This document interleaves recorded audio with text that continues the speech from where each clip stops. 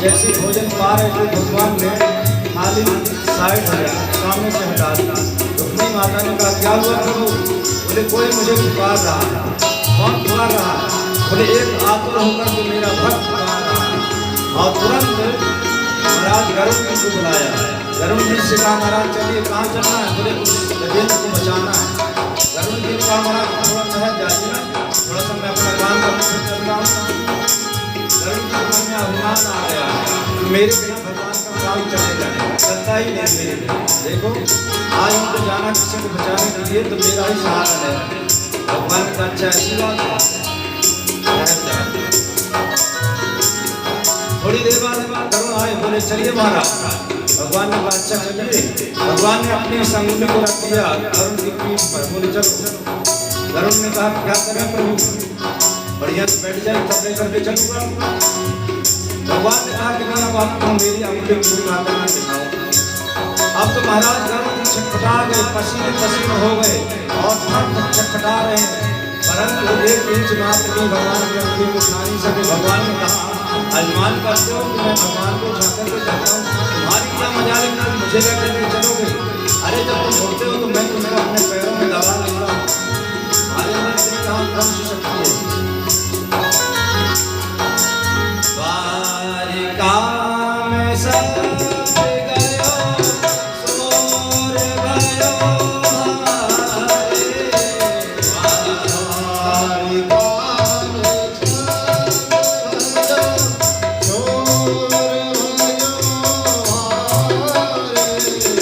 संग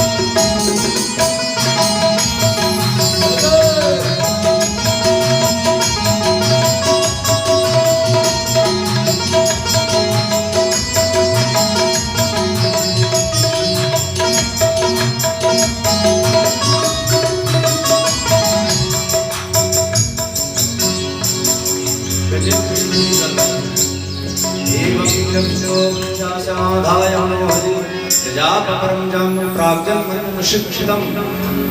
गजेंद्र स्तुति कर रहे हैं और सभी देवता लोग खड़े हैं।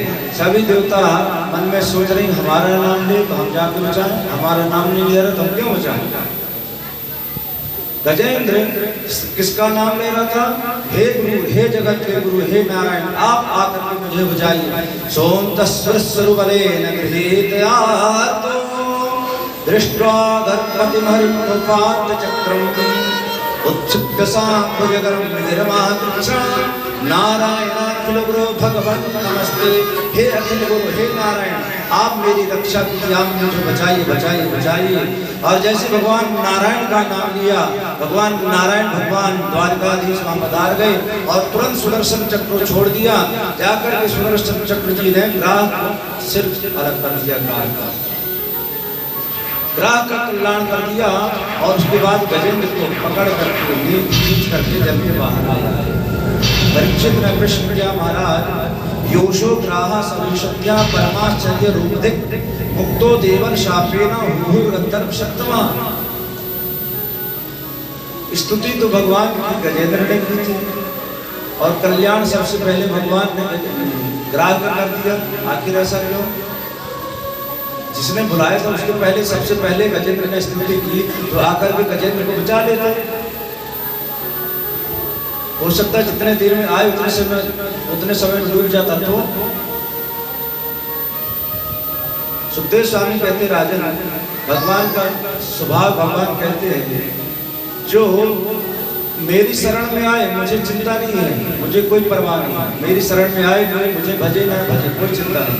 परंतु अगर मेरे भक्तों का कोई सहारा लेता है, मेरे भक्तों का को माध्यम बना देता है तो सबसे पहले मैं उसका कल्याण कर देता हूँ। और ग्राह ने क्या किया कि गजराज का चरण पकड़ा था और गजराज किसको पुकार रहा था? भगवान नारायण को। तो भगवान ने आकर सबसे पहले ग्राह का कल्याण कर दिया। परीक्षित ने पूछा ये कौन थे महाराज? सबसे पहले ग्राह का उद्धार कर दिया। तो सुखदेव स्वामी कहते योशो ग्राह सविशत्या परमाश्चर्य रूप दिक मुक्तो देवल शापेना हुहुर गंधर्व सत्तमा। एक हाहा और हुहु नाम के जो गंधर्व थे। और एक दिन की बात है, हुहु नाम का जो गंधर्व था जल में स्नान कर रहा था और देवल नाम के जो ऋषि थे वो भी स्नान कर रहे थे, सूर्य अर्घ दे रहे थे। अब जल में खड़े होकर के लोग संध्या वंदन करते हैं और गायत्री जपते हैं, सूर्य भगवान को अर्घ देते हैं। उसी प्रकार से देवल नाम के ऋषि अर्घ दे रहे थे। भू नाम का जो गंधर्व था जल में खेल रहा था, मस्ती कर रहा था। और जाकर के देवल ऋषि का पांव पकड़ लिया, चरण पकड़ लिया। अब तो महाराज कोई जल में कोई खड़ा हो और कोई जीव जंतु पैर से टकरा जाता तो आप छटपटा जाता है, किसने हमारा पैर पकड़ लिया, क्या होगा। भू नाम के जो गंधर्व था उसने जैसे पैर पकड़ा तो देवल नाम के ऋषि छटपटा गए और घबरा गए, अरे क्या हो गया। नीचे देखा तो अच्छा ये गंधर्व मेरा पैर पकड़ लिया है, श्राप दे दिया कि तुमको पैर पकड़ने का बड़ा वो जल में पैर पकड़ने का बड़ा मजा आ रहा है, मैं श्राप देता हूँ तुम जल के जीव ही बन जाओ, ग्राह। तब उसने स्तुति की, महाराज मुझसे गलती हो गई तो कोई चिंता मत करो, तुम्हारा उद्धार भगवान करेंगे। तो वही उसी का भगवान ने कल्याण कर दिया। और ये गजेंद्र कौन था? और ये सुदर्शन नाम का एक राजा था। एक दिन ये बैठा हुआ था सवे पूर्वम भूत राजा पांडव द्रविण सप्तमा इंद्रद्युम्न विख्यातो विष्णु व्रत परायणा।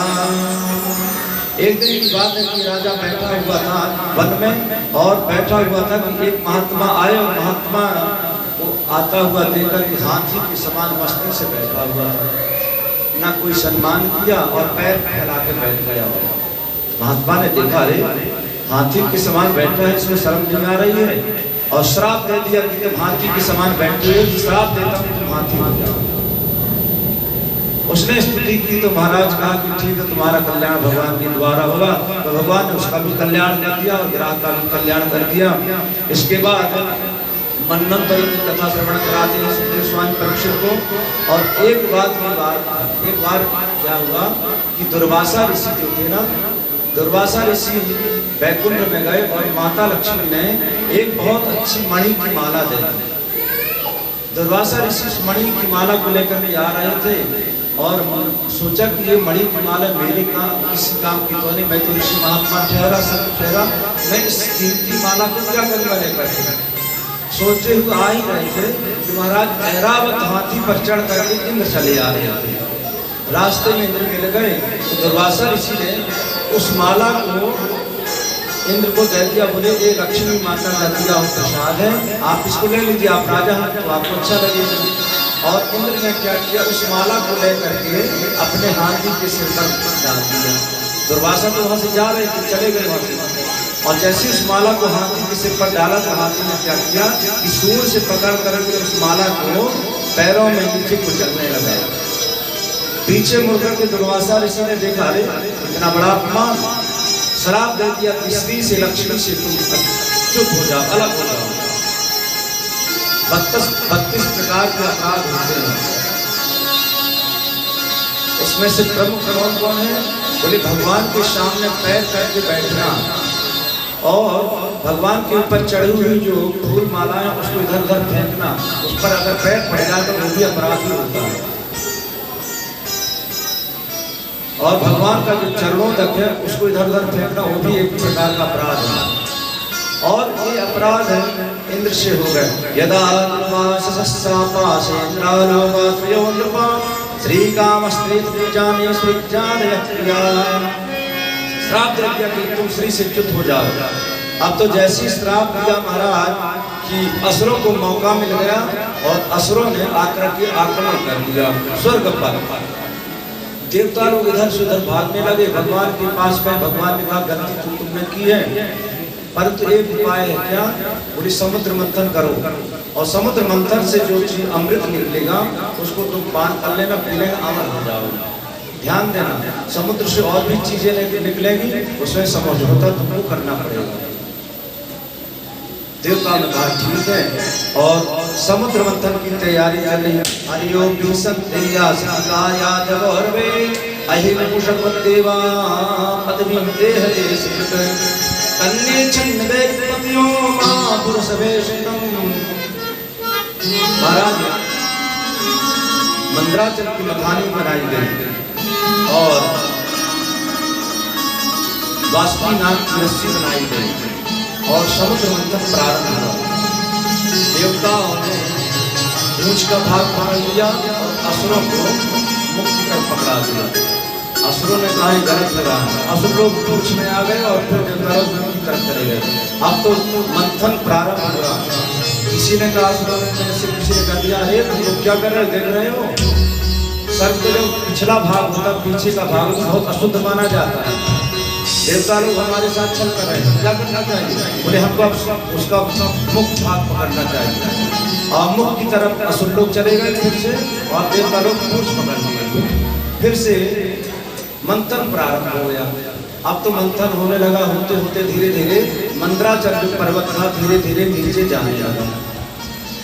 तो भगवान ने कमठ का कच्छप का रूप धारण कर उस पर्वत को अपने पीठ पर धारण कर लिया। बोले कमठ भगवान की जय। कच्छप का रूप धारण करके भगवान ने उस पर्वत को अपने पृष्ठ भाग पर धारण किया और फिर से मंथन प्रारंभ हुआ। अब तो मंथन प्रारंभ हुआ तो उससे अनेक प्रकार की वस्तुएं निकलेंगी। सबसे पहले क्या निकला? जहर निकला, हालाहल नाम का विष निकला, और जैसे ही वह निकला तो सारे संसार में अंधकार छाने लगा। अब तो देव देव महादेवा भावन भूत भावना राहिण शरणापन्ना त्रैलोक दहना दिशा। त्रैलोक को जलाने वाला इस जहर निकला। ब्रह्मा के पास गए, ब्रह्मा जी से कहा महाराज इसको धारण की। ब्रह्मा ने कहा तुम्हारा दिमाग खराब है। ब्रह्माणी ने फटकार लगा के भगा दिया। भगवान नारायण के पास गए। नारायण ने भगवान पत्नी लक्ष्मी ने कहा कि यहाँ से तुरंत उठ जाओ, मेरे पति ये सब नहीं पीते। तो कहाँ गए? भोलेनाथ के पास। क्यों? भोलेनाथ तो ऐसे देवता हैं, उनको कुछ भी चढ़ा दे उनको सब चीज स्वीकार है, कभी वो मना नहीं करते। देवता उनके पास जाते हैं, स्तुति करते हैं, प्रभु आप हमारी रक्षा कीजिए। और अहोबत भगवान प्रजानाम पश्यवेशम क्षीरोदम कालकूटादमस्ताम। एक कालकूट नामक जो विष है ये आज संसार को जला रहा है, अगर आपने नहीं बचाया तब तो गड़बड़ हो जाएगी। भगवान शंकर ने क्या किया, सबसे पहले अपनी पत्नी से पूछा, पार्वती से पूछा कि देवी आपकी क्या इच्छा है, आपकी क्या इच्छा क्या बनी है। तो माता पार्वती ने कहा कि भोलेनाथ बिल्कुल बिना विलंब कीजिए आपसे की जाएगी। क्यों? माता पार्वती जानती थी, क्यों? प्रभाव ज्ञान मोदता, भोलेनाथ के प्रभाव को माता पार्वती जानती थी। तो भगवान भोलेनाथ ने क्या किया, ततः कर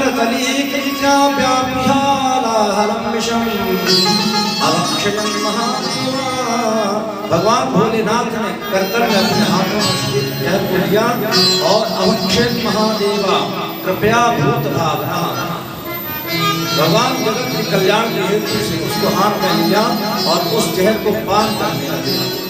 अब तो जहर पान कर रहे थे और अचानक भोलेनाथ को याद आ गया कि अरे मेरे हृदय में तो मेरे प्रभु राम का वास है, राम का वास है। अगर ये जहर अंदर जाएगा तो मेरे राम को, मेरे प्रभु को कष्ट होगा, और अगर मैं इसको बाहर निकालता उल्टी करेगा उपन कर देता हूँ तो संसार जल जाएगा। क्या करना चाहिए? बाहर निकालता हूँ तो संसार जलेगा, अंदर करता हूँ मेरे राम को कष्ट होगा। तो भगवान ने क्या किया, उस जहर को अंदर ही रख लिया, कंठ में धारण कर लिया और वही भगवान का आभूषण बन गया। और भगवान भोलेनाथ का एक नाम पड़ गया, क्या? नीलकंठ। बोले नीलकंठ महादेव की जय हो। भगवान भोलेनाथ का वह जहर आभूषण बन गया।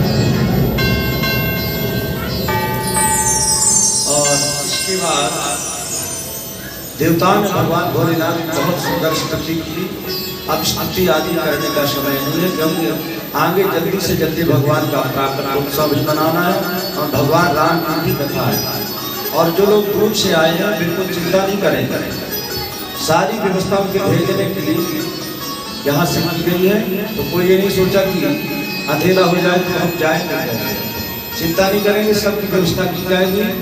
और बढ़िया से प्रेम से कथा सुनिए, जब समय हो जाएगा तो कथा का विश्राम होगा और आपको अपने घर तक सुरक्षित छुड़वा दिया जाएगा। ऐसा परिवार वालों का और जो यहाँ के व्यवस्थापक हैं और जो विद्यालय के ट्रस्ट के जो सदस्य अध्यापक हैं सभी का यही आग्रह है कि जो लोग भी कथा सुने प्रेम से कथा सुने और उनकी व्यवस्था की जाएगी, सबको घर तक छुड़वा दिया जाएगा। तो बढ़िया से सब लोग उत्सव मनाएंगे, ज़्यादा समय लेंगे नहीं, जल्दी से जल्दी हम लोग 6:30 बजे तक उत्सव मना लेंगे। वैसे कन्हैया का जन्म तो 12 बजे हुआ था, लेकिन 12 नहीं बजाएंगे, 12 बजाएंगे तो गड़बड़ हो जाएगी। फिर हम रहेंगे और हमारे साथी रहेंगे, ये लोग इस रहेंगे के लिए कहा नहीं जा सकता, क्योंकि लोग 5 बजे से आके बैठे जाते हैं। अगर कहेंगे बैठेंगे पतन रहेंगे चले जाएंगे, जजमान रहेंगे, जजमान तो रहते करेंगे, क्योंकि तुम गांठी बांध रही है ना लोग।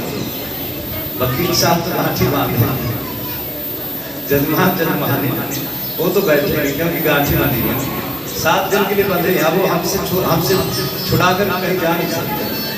7 दिन के बाद भले चले जाए हमसे अलग होकर, लेकिन अभी 7 दिन हमसे छूटेंगे नहीं। तो भगवान का जन्म रात्रि में 12 बजे हुआ था, और अगर हमने अभी 5 बजे करवा दिया तो गड़बड़ हो जाएगा। वकील साहब कहेंगे अपने छोटे भैया से कि कैसे पंडित जी प्रयागराज से बुला लीजिए कि 5 बजे जन्म करवा दीजिए, हमसे नहीं कहेंगे, मुझसे शिकायत करेंगे। जानकर साहब कहेंगे क्यों बल्लू भैया, क्यों महेंद्र जी, तुमने ऐसे पंडित जी बुला दिए 5 बजे जन्म करवा दिया उन्होंने, भगवान का जन्म तो 12 बजे हुआ था। फिर हमारे साहब हमको फटकार लगाएंगे, कहीं वाह पंडित जी अच्छी नाक कटवाई हमारी, इसीलिए 12 बजे तो नहीं, लेकिन थोड़ा सा कुछ समय लग जाएगा। लेकिन जाने वाले बिल्कुल निश्चित होकर के बैठेंगे। और बहुत सारी सामग्रियाँ लुटवाने के लिए अभी आई हैं और अभी आ रही हैं, तो जो कथा सुनेगा उसी को ये सारी सामग्रियाँ मिलेंगी।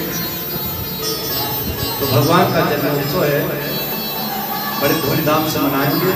तो आइए संक्षिप्त जल्दी से जल्दी हम लोग आगे कथा में प्रवेश करते हैं। इसके बाद से फिर से समुद्र मंथन प्रारंभ हुआ और इसके बाद ततश्चाविर्भूः साक्षात् श्री रमा भगवद्गदा रंजयन्ती दिशः कान्त्या विद्युत सौदामणि यथा। अनेक प्रकार के रत्न निकले और बाद में माता लक्ष्मी निकली। माता लक्ष्मी हाथ में जयमाल लेकर के खड़ी हो गई। अब तो सभी देवता, सभी असुर, सभी ऋषि मुनि, सभी ब्रह्मा इंद्र आदि सभी खड़े हो गए क्रम से। उन्होंने सोचा कि लक्ष्मी हमारे गले पर माला डाल देंगे। सब लोग पंक्तिबद्ध लाइन से खड़े हो गए। लक्ष्मी माता आगे बढ़ी माला लेकर के। जैसी माला लेकर के आगे बढ़ी तो सबसे पहले महाराज कौन मिले गए? दुर्वासा ऋषि। दुर्वासा ऋषि के सामने गई तो दुर्वासा ऋषि हाथ फेर रहे थे दाढ़ी में। सोचा मेरे ऊपर शायद माला पड़ जाए। लक्ष्मी ने सोचा कि गुस्सा का कोई ठिकाना नहीं, क्रोध आ जाए तो पता नहीं जला करके राख कर दे। तो लक्ष्मी माता और आगे बढ़ी तो मार्कंडेय ऋषि बैठे थे। सोचे इनका तो इनके जीवन में कोई निश्चित नहीं, कभी कोई कहता 5 वर्ष की आई, कोई कहता अमर है। आगे बढ़ी तो इंद्र देवता बड़े प्रसन्न हो रहे थे, मूंछों पर ताव दे रहे थे इंद्र देवता। लक्ष्मी ने कहा इनके जीवन का कोई भरोसा नहीं, इतने डरपोक हैं कि थोड़ा सी विपत्ति आ जाती है डर करके भागने लगते हैं, आशा नहीं छोड़ देते। ये भी ठीक नहीं। असुरों की तरफ नजर गई। असुर लोग बड़े सीना तार के खड़े। लक्ष्मी ने कहा इनके जीवन का भरोसा नहीं, कभी इनके जीवन को भगवान नष्ट कर देंगे। ये भी ठीक नहीं। करते करते इस प्रकार से सभी लोग को देखते हुए लक्ष्मी माता सीधे आगे सामने चली गई जहां नारायण भगवान खड़े थे। नारायण भगवान अपना सिर नीचे खड़े थे और माता लक्ष्मी ने सीधे जाकर के पुष्पों की माला जाकर के नारायण के गले में डाल दी। अभी तक नारायण अकेले थे और जैसी लक्ष्मी माता ने माला डाली तो लक्ष्मी नारायण हो गए। बोले लक्ष्मी नारायण भगवान की जय। अभी तक नारायण अकेले थे, माता लक्ष्मी ने माला डाल दी तो क्या हो गए? लक्ष्मी नारायण। इस प्रकार से तब से भगवान का एक नाम हो गया लक्ष्मी नारायण। एक बार माता लक्ष्मी ने कहा प्रभु सभी के विवाह बड़े विधि विधान से हुए हैं, हमारा कोई ऐसा विधान है ही नहीं। हम लोग एक साथ तो रहते हैं लेकिन हमारी कोई लिखा पढ़ी वाला विवाह नहीं है। ऐसा कोई उपाय कीजिए ना कि सब लोग हमारे विवाह को भी जान जाए। भगवान ने कहा चिंता मत कीजिए, उसकी व्यवस्था हम करेंगे। देखिए डांसरायण और इकट्ठा कर रही है लगवाने की। एक से एक डांसर ला रही है खूब रुपए में। अब जो धूमधाम से मस्ती से धूमधाम से उत्सव मनाएंगे उनको ट्रॉफियां लूटने को मिलेगी, वही लोग लूटेंगे। इस प्रकार से भगवान नारायण का लक्ष्मी से चिंता मत कीजिए देवी, समय आएगा हमारा भी विवाह बहुत विधि विधान से होगा। तो वही लक्ष्मी माता आज समुद्र से प्रकट होकर के भगवान नारायण के गले में माला डाल दी और सबके देखते देखते भगवान नारायण की लक्ष्मी हो गए, इसलिए भगवान लक्ष्मी नारायण हो गए। इसके बाद और भी चीजें निकली और अंत में धन्वंतरी निकली। धन्वंतरी एक हाथ में आए हुए पुस्तक लेकर के निकले, एक हाथ में अमृत का कलश लेकर के निकले। पुस्तक तो किसी ने छुए भी नहीं, परंतु अमृत का कलश तुरंत देवताओं से पहले असुरों ने झपट्टा मार के छीन लिया और लेकर के असुर लोग भागने लगे। देवताओं ने कहा अब तो हम लोग वंचित हो गए अमृत से। भगवान नारायण का चिंता मत कीजिए। और जैसे असुर लोग दौड़ करके जा रहे थे, भगवान आगे से सुंदर मोहिनी का रूप बना करके आ गया। असुरों ने सोचा रे कौन सामने आ गए और देख करके कातम कंजपला साक्षी कुतोवाकीर्षसी कस्यासी बदवामोरत्नंदीवमनांसना। देवी आप कौन और कहां से आई हैं? आप अपने परिचय दीजिए। उसने कहा मैं कहां से आई, इस चक्कर में मत पड़िए, आप बताइए आप लोग झगड़ क्यों रहे हैं? असुरों ने कहा क्या बताएं देवी, ये अमृत जो है ना इसी के कारण हम लोगों में आपस में झगड़ा हो रहा। अगर आप चाहें तो हमारा झगड़ा ठीक करवा सकते हैं। मोहिनी ने कहा हो जाएगा, परंतु एक शर्त है, क्या शर्त है? बोले हम लोग कोई अनुष्ठान करते हैं, कोई पूजा करते हैं, स्नान करते हैं और विधि विधान से संध्या वंदन करते हैं, ये अमृत का बांटना ये भी एक पुण्य का काम। पहले जाइए स्नान कीजिए।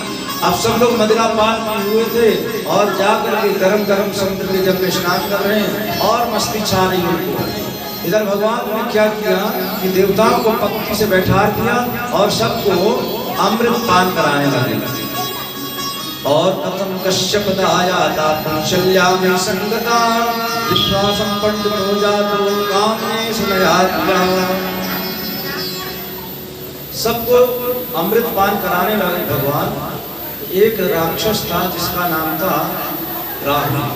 राहु ने देखा कि भगवान गड़बड़ कर रहे हैं, ये नारायण कोई मोहिनी कोई स्त्री नहीं है, तो नारायण मोहिनी का स्त्री का रूप बना करके आए हैं और एक बहुत गड़बड़ हो रही है। उस राहु ने क्या किया कि देवताओं का रूप बना करके सूर्य और चंद्रमा के बीच में आकर के बैठ गए, पंक्ति में एक लाइन में बैठ गए। भगवान क्रम से सबको अमृत पान करा रहे थे। भगवान ने सोचा अगर मैं इसको अमृत पान नहीं कराऊंगा तो पंक्ति भेद हो जाएगा। एक पंक्ति में अगर हम कोई चीज बांट रहे हैं और हमने 2 लोगों को दी और तीसरे को नहीं दी, चौथे को नहीं दी और 5वें को दी, तो ये बहुत बड़ा दोष है। इसको पंक्ति भेद हो गया। पंक्ति भेद कभी नहीं करना चाहिए। पंक्ति भेद करने से बहुत दोष होता है। भगवान ने सोचा अगर मैंने इसको नहीं पिलाया तो पंक्ति भेद हो जाएगा, तो भगवान ने सबके साथ उसको भी पिला दिया और सूर्य और चंद्रमा से रहा नहीं गया। एक तरफ से सूर्य ने अपना प्रकाश दिया, एक तरफ से चंद्रमा ने प्रकाश मारी और भगवान से कहा कि महाराज ये तो राक्षस है। और भगवान ने सुदर्शन को आदेश दिया, तुरंत सुदर्शन ने राहु का सर अलग कर दिया। तो वही नीचे का भाग राहु, ऊपर का भाग केतु हो गया। और समय समय आने पर उसने कहा कि मैं तुम दोनों को छोड़ूंगा नहीं, तुमने भेद खो दिया ना, इसलिए मैं तुमको समय आने पर तुमको मैं ग्रास बनाऊंगा। तो उसके बाद देवताओं ने अमृत पान कर लिया, असुर लोग अमृत से वंचित हो गए। अब तो देवासुर संग्राम छिड़ गया और इतना विशाल भीषण संग्राम छिड़ गया कि क्या बताया जाए। सुखदेव जी कहते राजन कई दिनों तक ऐसा युद्ध कभी हुआ नहीं था। आजकल जो युद्ध हो रहे हैं ना, ये तो कोई युद्ध नहीं उस युद्ध के सामने। देवासुर संग्राम छिड़ गया, कई दिनों तक चलता रहा और उसमें महाराज असुरों की पराजय हो गई, देवता लोग विजयी हो गए। इधर भोलेनाथ ने देखा कि भगवान ने मोहिनी का रंग धारण किया, तो भगवान के पास आए और बोले भगवान प्रभु मैं हर अवतार आपको देता हूँ, हर अवतार में आपका दर्शन करता हूँ।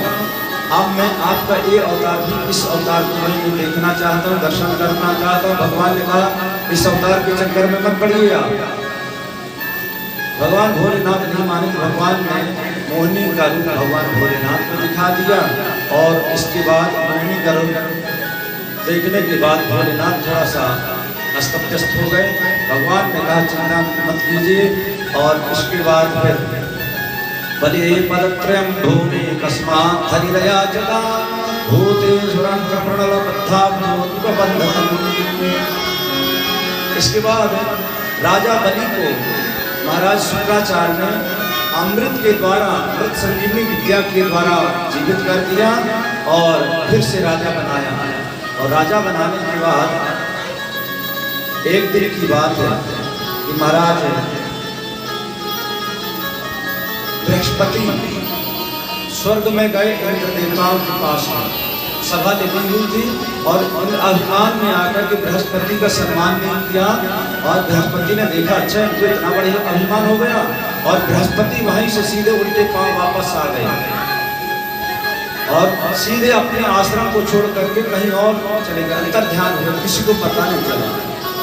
इंद्र को पता चला कि गुरुदेव नाराज होकर भी चले गए, जाकर खोजने लगे तो गुरु जी मिले नहीं। अब गुरु जी ने त्याग कर दिया, बृहस्पति ने देवताओं का त्याग कर दिया। ये बात जाकर के शुक्राचार्य को पता चल रही। शुक्राचार्य ने असुरों से कहा, बलि से कहा यही मौका है जाकर के अब इंद्रपुरी में आक्रमण कर दिया। और बलि ने आक्रमण कर दिया और जाकर के इंद्र को वहां से भगा दिया और बलि ने गद्दी संभाल ली इंद्र की। अब तो देवता जंगल में वन भटकने लगे, इधर से उधर भाग रहे हैं मारे मारे। तो माता, जो देवता की माता का नाम है अदिति, अदिति माता ने कश्यप से कहा कि ऐसी कोई संतान हो जाए जो हमको हमारे पुत्रों का राज्य का जो हिस्सा वो मिल जाए। अदिति माता कहती है भद्रम द्विजगवान् ब्रह्मन् धर्मस्यास्य जनस्य च त्रिवर्गस्य च परम क्षेत्र विग्रह में धनगृह भाई में। महाराज ऐसी कोई संतान हो जाए जो हमको हमारे पुत्रों का राज का जो हिस्सा वो मिल जाए।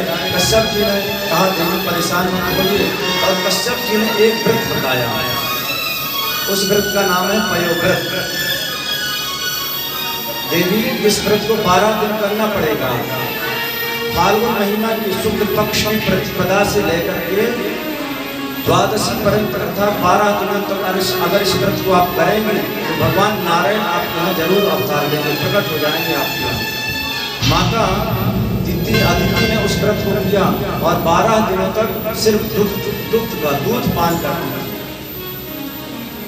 और एक दिन की बात है कि माता अदिति बैठी हुई थी और भगवान का चिंतन करे थे। भगवान नारायण साक्षात चतुर्भुज के सामने प्रकट हो गए और कहा माता आप परेशान मत होइए, मैं आप यहाँ जरूर पुत्रवत भी आऊंगा। और धीरे धीरे धीरे धीरे समय आया। श्रोणायां श्रवणकादश्यां मुहूर्ते विजित प्रभो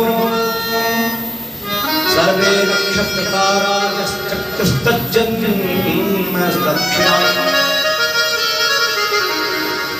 भाद्रपद महीना, भादों का महीना, शुक्ल पक्ष द्वादशी तिथि और ठीक दिन के 12 बजे अभिजित मुहूर्त में देखते देखते देखते माता अदिति के सामने भगवान साक्षात चतुर्भुज रूप में प्रकट हुए। माता अदिति ने कहा इस रूप में मैंने आपको कामना नहीं की। तो भगवान देखते देखते कौन है, वामन रूप में प्रकट हुए। बोले वामन भगवान की जय। वामन रूप से भगवान प्रकट हो गए और देखते देखते सभी देवताओं की स्तुति कर रहे हैं। तम पट्टमं वामनं दृष्ट्वा मोदमाना महर्षया कर्माणि कारयामासो पुरस्कृत्य प्रजापति। वामन भगवान के संस्कार हो रहे हैं, यज्ञोपवीत संस्कार हुआ, मुनि संस्कार हुआ और सभी लोग आकर के यज्ञोपवीत, किसी ने यज्ञोपवीत पहना दिया, किसी ने जनेऊ पहना, किसी ने कौपीन पहना दी, किसी ने पीताम्बर धारण करा दी, किसी ने कमंडल दे दिया, किसी ने आसन दे दिया। और सभी लोग देवता लोग अपने हिसाब से वामन भगवान को वस्त्र प्रदान कर रहे हैं। सुखदेव स्वामी कहते राजन ददो कृष्णायनं भूमे दट्टं सोमो वनस्पति कौपीनाक्षादं मालादो छत्रं जगत्पते। आकाश में छत्र दे दिया और वामन भगवान नंगे खड़े थे। तो माता ने क्या किया, माता ने कौपीन पहना दिया और माता भिक्षां भगवती साक्षात् माता विकासन। माता अन्नपूर्णा ने क्या किया कि भिक्षा का पात्र दे दिया। अब भिक्षा का पात्र वामन भगवान के हाथ में दिया तो वामन भगवान सबसे भिक्षा ले रहे हैं। सबसे भिक्षा लेकर के गए बृहस्पति गुरु के पास, कह दीजिए गुरुदेव ये आपका हिस्सा आप लीजिए। बृहस्पति ने कहा इतनी भिक्षा से मेरा काम नहीं होगा, तो क्या चाहिए? बोले महाराज इतनी भिक्षा नहीं चाहिए, मुझे तो त्रैलोकी का राज लेकर के आओ। वामन भगवान ने कहा गुरु जी कोई बात नहीं, प्रतीक्षा कीजिए। और वामन भगवान वहां से जा रहे हैं और सभी देवताओं की स्तुति कर रहे हैं। वामन भगवान जा रहे हैं, कैसे जा रहे हैं और उनकी स्तुति कर रहे हैं देवता लोग। हरि वामन का रूप बनाए, हरि वामन का रूप बनाए, बलि राजा को छलने आए। हरि वामन का रूप बनाए, बलि राजा को ठगने जाए। बलि राजा को छलने आए, बलि राजा को ठगने जाए।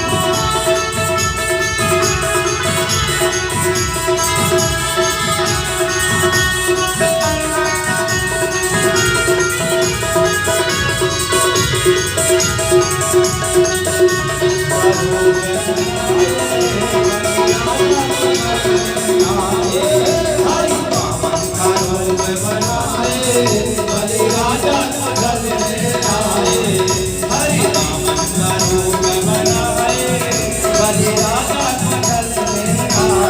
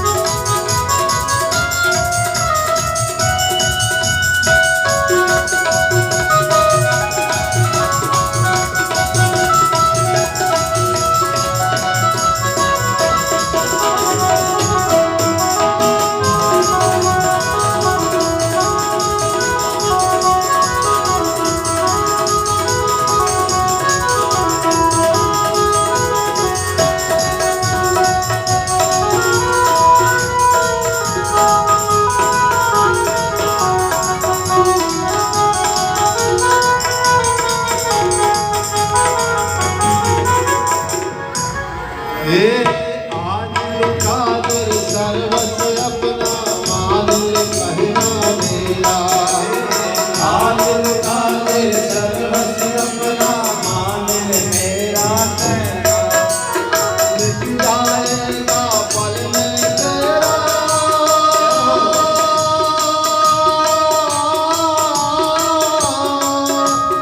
मिट जाएगा पल में तेरा, जन्म जन्म का फेरा रे, जन्म जन्म का फेरा। तू छोड़ सकल अभिमान, तू छोड़ सकल अभिमान, कमर कर दे तू अपना काम। भगत भर दे झोली, भगत भर दे झोली, तेरे द्वार खड़ा भगवान भगत भर दे झोली। द्वार खड़ा भगवान भगत भर दे झोली, भगत भर दे झोली। द्वार खड़ा भगवान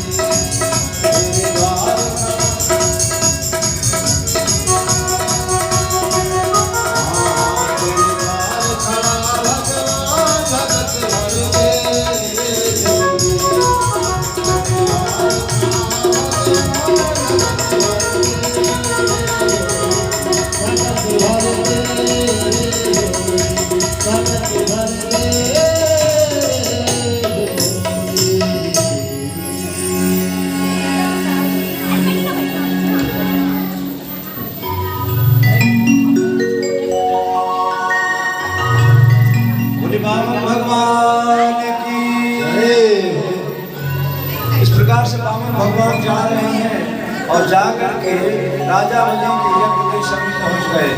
स्वागतम ते नमस्तुभ्यं ब्रह्मन् गर्भामते ब्रह्म श्री राम तपस्सा च मन्ये द्वारम परधर्म अद्यरा पितरा दत्ता अद्यना पावितं कुलम् अद्य सृष्टिर्भवनं निर्भवानागतो ग्रहम्। बामन भगवान जब बलि के यज्ञ के समीप पहुंच गए तो राजा बलि यज्ञशाला में बैठे थे और 100वां यज्ञ चल रहा है। 100 यज्ञ पूरे कर लेंगे तो इंद्र पद प्राप्त हो जाएगा राजा बलि। इस कामना से यज्ञ कर रहे हैं। बावन भगवान जैसे पहुंचे, बलि ने देखा कि लगता है साक्षात भगवान सूर्य मेरी यज्ञशाला में चले आ रहे हैं। शुक्राचार्य ने कहा, ना ये सूर्य न चंद्र, तो कोई भगवान, कोई साधारण पुरुष चला आ रहा है। बामन भगवान को इस प्रकार से आता देखकर राजा बलि ने कहा, मैं इसका दर्शन करूंगा और इनका स्वागत करूंगा। शुक्राचार्य ने कहा, नहीं नहीं राजन, मत जाइए मत जाइए, यही ठहर जाइए। बलि नहीं माने और राजा बलि वहीं से तुरंत उठ करके खड़े होकर के दरवाजे में आ जाते हैं और देखा तो इतना सुंदर स्वरूप, तुरंत प्रणाम किया। स्वागतम ते नमस्तुभ्यं ब्रह्मन् किं करवाणते। आइए स्वागत महाराज, स्वागत करो, आइए। मेरा बड़ा सद्भाग्य, मेरा यज्ञ सफल हो गया, आप जो आ गए मेरा यज्ञ सफल हो गया। इस प्रकार से बामन भगवान का स्वागत किया बलि ने। और बलि ने कहा, क्या चाहिए? बामन भगवान ने कहा, कुछ नहीं चाहिए। बार बार आग्रह किया तो बामन भगवान ने कहा, तीन पद पृथ्वी हमको दे दीजिए और तस्मात् त्रीणि पदान्ये वावृणेन तत्परदृश्वा एतावदेव सिद्धोऽहं गुप्तं व्याप्रयोजनम्। महाराज 3 पद पृथ्वी दीजिए, वो भी हमको अपने पैरों से, हम अपने पैरों से नापेंगे। राजा बलि बड़े हंसने लगे, बड़े जोर से हंसने लगे। अरे 3 पद पृथ्वी चाहिए, वो भी अपने पैरों से? चलिए ठीक है, ले लेते। बोले ऐसे कैसे? बोले पहले संकल्प कीजिए। संकल्प मतलब होता है रजिस्ट्री। जब रजिस्ट्री हो जाएगी तभी वो हमारी कहलाएगी। आपने ऐसे ही दे दिया, पता चले आपके कोई आगे वंश में कोई बच्चे आ जाएं, आप हमसे छीन ले जाएं, क्या करेंगे? हमारे पास कुछ लिखित रहेगा तो हम दिखाएंगे कि देखो आपके पूर्वजों ने हमको दान किया था। संकल्प मतलब रजिस्ट्री। तो आप पहले संकल्प कीजिए। बलि ने कहा, बड़ा संकोच लग रहा, बड़ा संकल्प करने में, इतनी छोटा दान देने में। बामन भगवान ने कहा, ना हम तो जो भी लेंगे संकल्प से लेंगे और बिना संकल्प के लेंगे।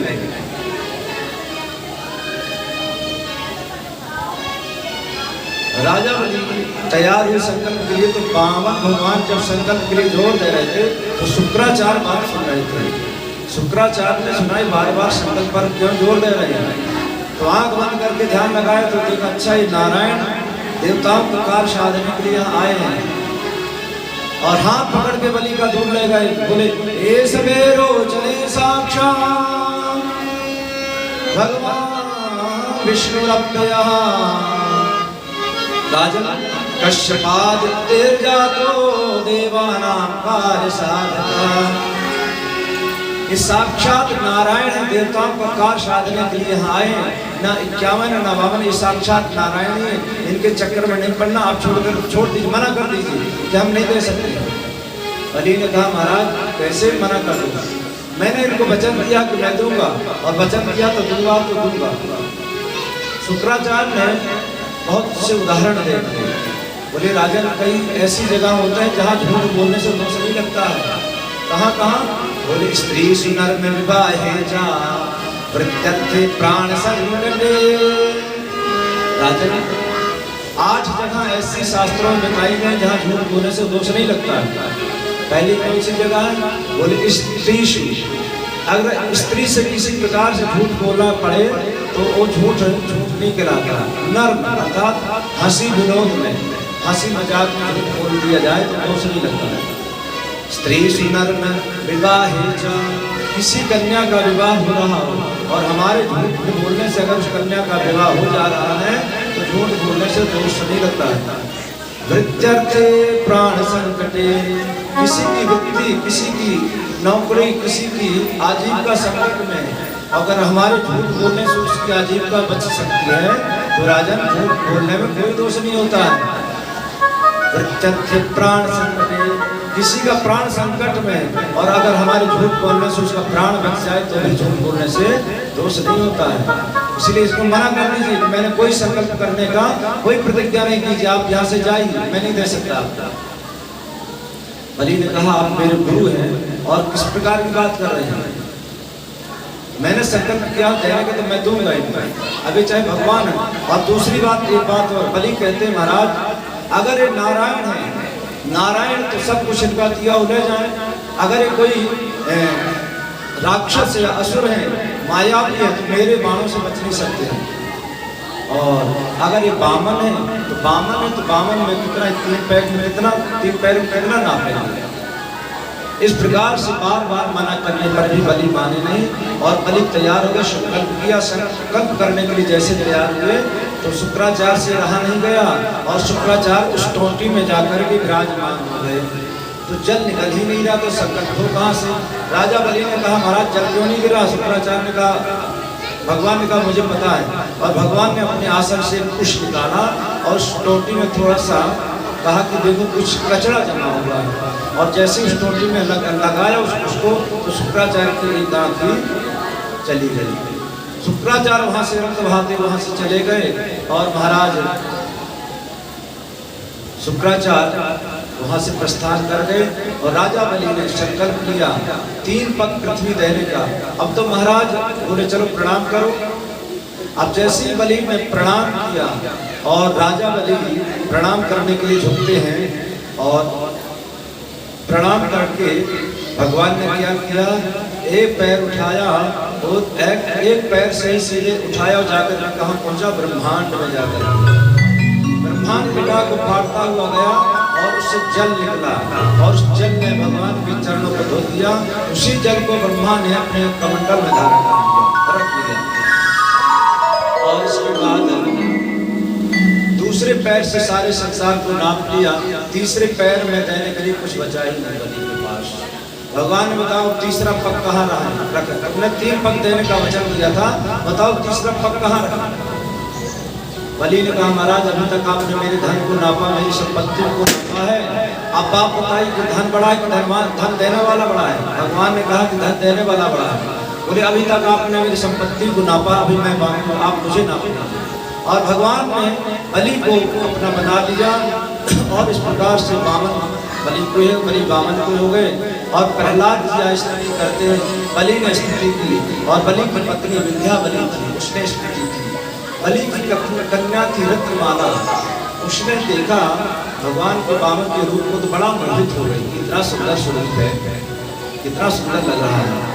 तो एक बार के लिए मोहित हो गए। परंतु जब बामन भगवान देता, परंतु जब सब कुछ नाप लिया तो सोचा रे कितना दुष्ट बालक है, मन करता है इसको अभी जहर पिला करके मार मार। भगवान ने तथास्तु कहा दोनों तुम्हारी इच्छाएं पूरी होंगी। तो कौन होगी आगे, कल की कथा में श्रवण कराएंगे कि आगे चल के क्या बने। इस प्रकार से बलि की पत्नी आई और बलि की पत्नी ने स्तुति की। भगवान ने कहा वर मांगो क्या चाहिए। बलि की पत्नी ने कहा तुमसे क्या मांगू, तुम मांग ले रहा है हो ही नहीं, मैं तुमसे कुछ मांग नहीं सकती। क्यों? बोले बलि प्रिया से बामन तो मांग वर, अति ही प्रसन्न हम भक्ति से तिहारी हैं। हम बहुत प्रसन्न हैं देवी आपने भक्ति से वर मांगी। बलि की पत्नी बोली दान में द्रव्या सुनो रमाना, दान देवी को तुम कहाँ अधिकारी हो। दान देने के तुम अधिकारी नहीं हो। क्यों? अभी तुम स्वयं याचक बनकर भिखारी बनके आए तो कह दान दूंगा। दान देवे को तुम कहाँ अधिकारी हो, क्योंकि मेरी और तेरी ही मांग एक ही ने भरी है आए, तो पे हमारी भाग तुमसे अधिक आया है। तुम्हारी और मेरी मांग को एक ही ने भरी है, अर्थात मेरे मांग के सिंदूर को उसी ने भरा है और तुम्हारी मांग को पूरा भी उसी ने किया है। मेरी और तेरी मांग एक ही ने भरी है आए, तो पे हमारी भाग तुमसे अधिक आई है। मैं तो विराजू बाएं भाग सिंहासन में बाके, पूरे जाके रमानाथ तुम द्वार के भिखारी हो। अरे मेरा इतना बड़ा भाग कि मैं उसके बाएं भाग में विराजमान रहती हूँ और जिसके तुम बाद में भिखारी बन के आए हो, तुमसे क्या मांग, कुछ नहीं चाहिए तुमसे। बामन भगवान से बलि की पत्नी ने मना कर दिया, तुमसे कुछ नहीं चाहिए। तुम स्वयं याचक बन के भिखारी बन के आए हो, तुम दोगे क्या? इस प्रकार से सुंदर स्तुति की। बामन भगवान ने बलि से क्या चाहिए। बामन भगवान ने कहा कि अब तुम यहाँ से चले जाओ और तुमको अगले मनवंतर में राजा बनाऊंगा, इंद्रपद तुमको मिलेगा, पर इस समय तुम यहाँ से चले जाओ। और रसातल में भेज दिया, पाताल लोक का राजा बना दिया। वामन भगवान से बलि ने कहा महाराज एक निवेदन है, क्या जहाँ भी जाऊँ जब भी उठूँ मैं आपका दर्शन करूँ। तो वामन भगवान ने कहा तथास्तु, और वामन भगवान बलि के यहाँ रहने लगे। एक रूप से इनके साथ चले गए, एक रूप से वामन भगवान बलि के यहाँ रहने लगे। बहुत दिन बीत गए कि माता लक्ष्मी ने देखा कि मेरे स्वामी मेरे पति नहीं है, कहाँ गए। पता चला कि वामन बन के बलि के यहाँ रह रहे हैं। तो माता लक्ष्मी बलि के यहाँ आकर के रहने लगी और बहन बन करके रहती थी।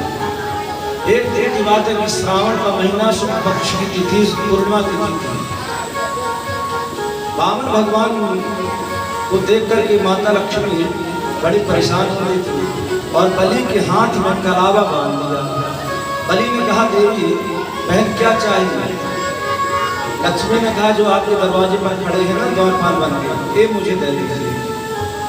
बलि ने कहा क्या बात कर रही हैं आप बलि की बहन हैं और कह रही द्वारपाल को। बोले महाराज यही तो मेरे पति हैं। अच्छा कौन है। तब बलि ने जान गए कि नारायण है और बलि ने कह दिया ले जाएंगे।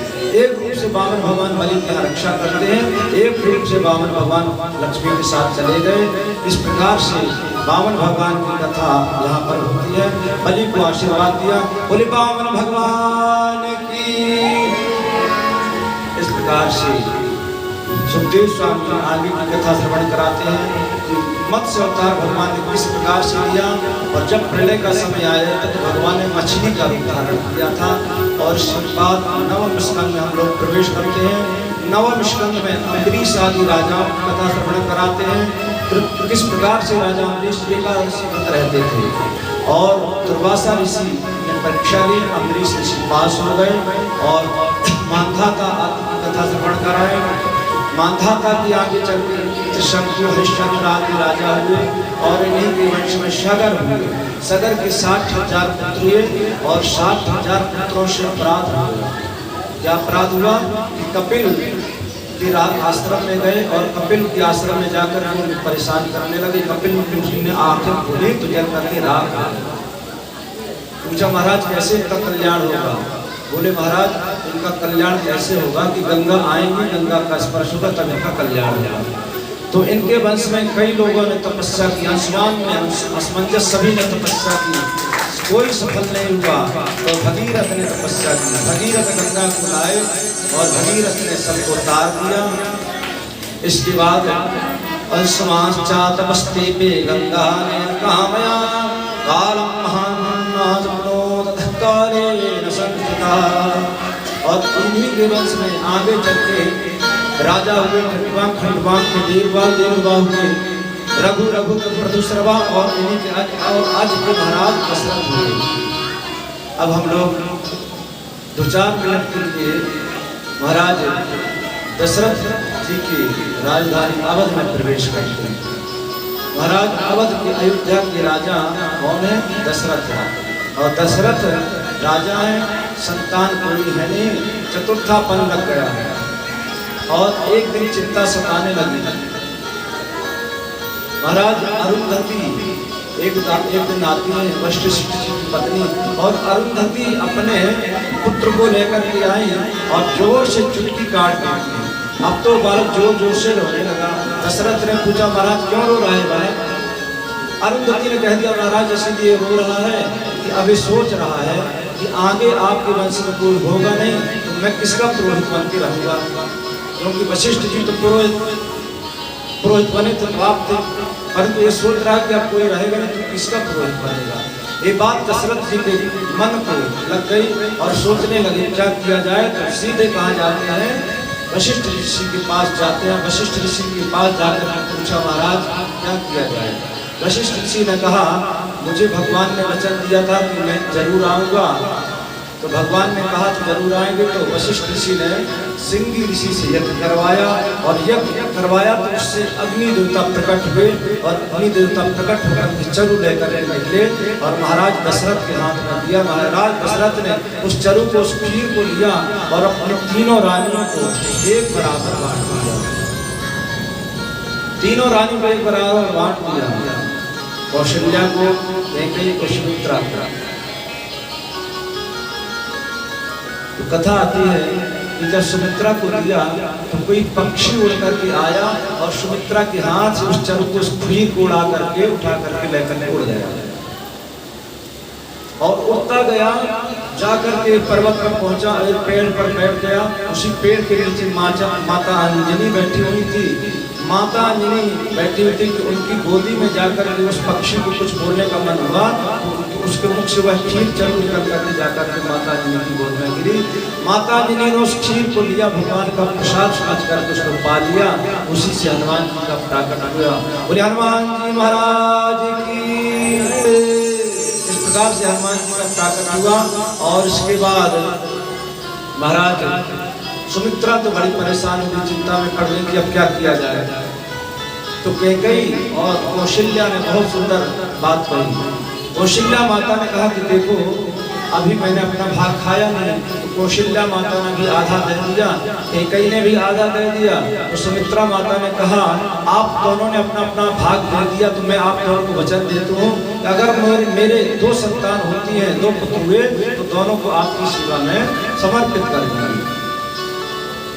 समय आया धीरे धीरे और महाराज दशरथ बड़े प्रसन्न हो रहे हैं। अवधपुरी में बड़ी प्रसन्नता छाई है। धीरे धीरे चैत्र का महीना आ रहा है और चैत्र का महीना आया, नवमी तिथि, सभी तिथियां हाथ जोड़ करके खड़ी हैं, प्रभु हमको स्वीकार करें, हमको स्वीकार करें। प्रतिपदा तृतीया चतुर्थी, भगवान ने कहा सबकी अपनी अपनी महिमा है। नवमी तिथि जो तिथि थी ना उदास और झुक करके खड़ी हुई थी, नवमी अर्थात झुकी हुई थी। भगवान ने कहा आप क्यों झुकी हुई है? बोले मुझे कोई मानता नहीं, मुझे लोग रिक्ता कहते हैं। रिक्त अर्थात मैं खाली हूँ ना, इसलिए मुझे कोई स्वीकार नहीं करता। भगवान ने कहा चिंता मत कीजिए, अब हम आपको ही स्वीकार करेंगे, आप में ही हमारा जन्म होगा, प्रकट होगा। और समय आया, धीरे धीरे धीरे धीरे भगवान चतुर्भुज रूप में माता कौशल्या के सामने प्रकट हुए। भय प्रकट कृपाला दीन दयाला कौशल्या हितकारी। भय प्रकट कृपाला दीन दयाला कौशल्या हितकारी। हर्षित महातारी मुनि मनहारी।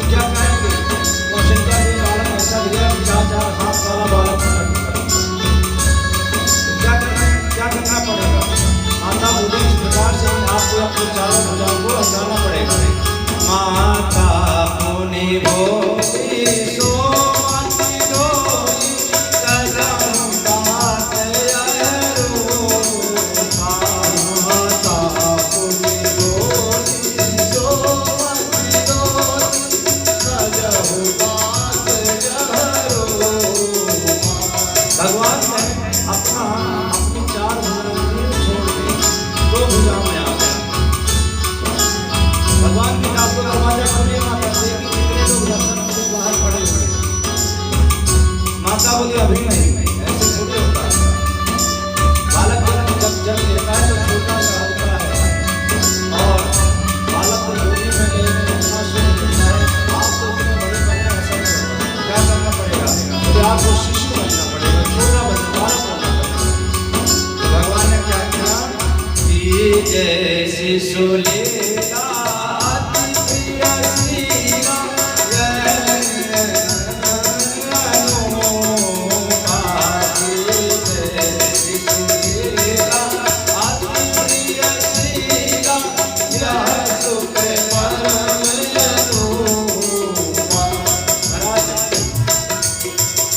भगवान शिशु बन छोटे से बालक बन। माता ने कहा अभी भगवान का तो दरवाजा खोली। माता ने हजारों की संख्या हमारे दर्शन करने के लिए खड़ी है बाहर, आप तो दरवाजा खोली। माता ने कहा ऐसे दरवाजा क्यों खोलेंगे? कैसे? बोले शिशु बने और बालक जब होता है तो रोता है। आप इस प्रकार से खिलखिला के रो रहे हैं, ऐसे थोड़ी होता है, आपको रोना पड़ेगा। भगवान ने कहा बड़ा परेशान करी माता, भगवान ने रोना प्रारंभ कर दिया। सोने बचन सुजाना रोदन ठाना, तुम्हें बालक सुरलोका। सोने बचन सुजाना रोदन ठाना, तुम्हें बालक सुरलोका। यह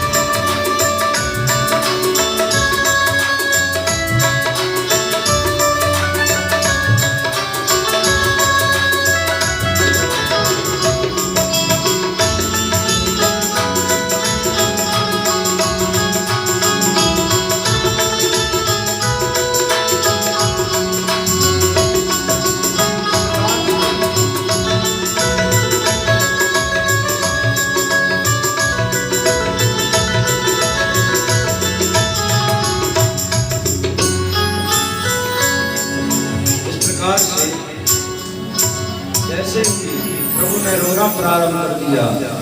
एक सखी दौड़ी दौड़ी गई महाराज दशरथ के पास, बोले बधाई हो बधाई। बोले क्या हुआ? बोले महाराज आज बड़ी रानी बहुत सुंदर बालक को जन्म दिया है। महाराज दशरथ ने तुरंत अपना मोतियों का माला जो पहना हुआ था तुरंत उस दासी को दे दिया। तब तक दूसरी सखी दौड़ी दौड़ी गई, बोली महाराज बधाई बधाई। बोले क्या हुआ? महाराज कैकेयी ने एक सुंदर से बालक को जन्म दिया। महाराज दशरथ की खुशी का ठिकाना नहीं रहा। तब तक तीसरी सखी दौड़ी गई। महाराज क्या हुआ? बोले बधाई हो बधाई। क्या हुआ? बोले एक नहीं, सुमित्रा माता ने दो बालकों को जन्म दिया है। अब तो महाराज दशरथ धूमधाम से मस्ती से नाचने लगे और सारे अवधवासी दौड़ दौड़ करके आने लगे और महाराज कौशल्या को दशरथ महाराज बधाई दे रहे हैं। आइए 2-4 मिनट हम लोग मस्ती से धूमधाम से मस्ती से नाचते गाते हुए भगवान राम का जन्मोत्सव मनाते हैं। तत्पश्चात जल्दी ही कृष्ण जन्मोत्सव मनाएंगे। बोले राजा रामचंद्र भगवान की जय, चारों भैयन की, तीनों मैयन की, अवध धाम की जय, मैया की जय। प्रकटे हैं चारों भैया अवध में बाजे बधैया। ऐसे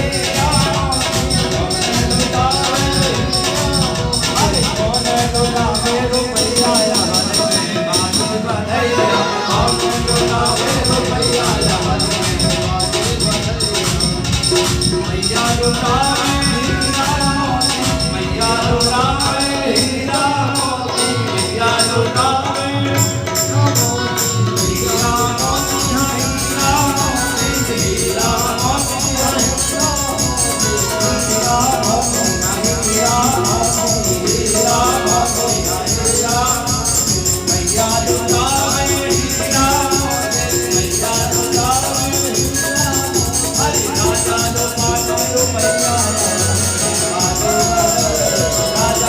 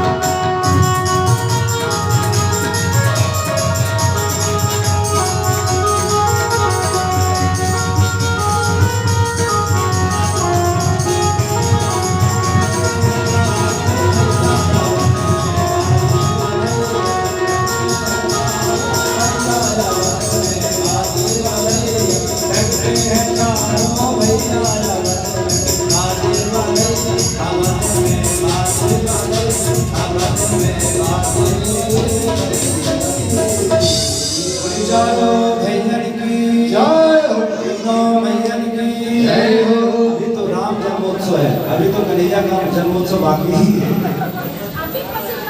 अभी पसीना बचा के रखिए, अभी ट्रॉफी हमने बहुत बचा के रखी है।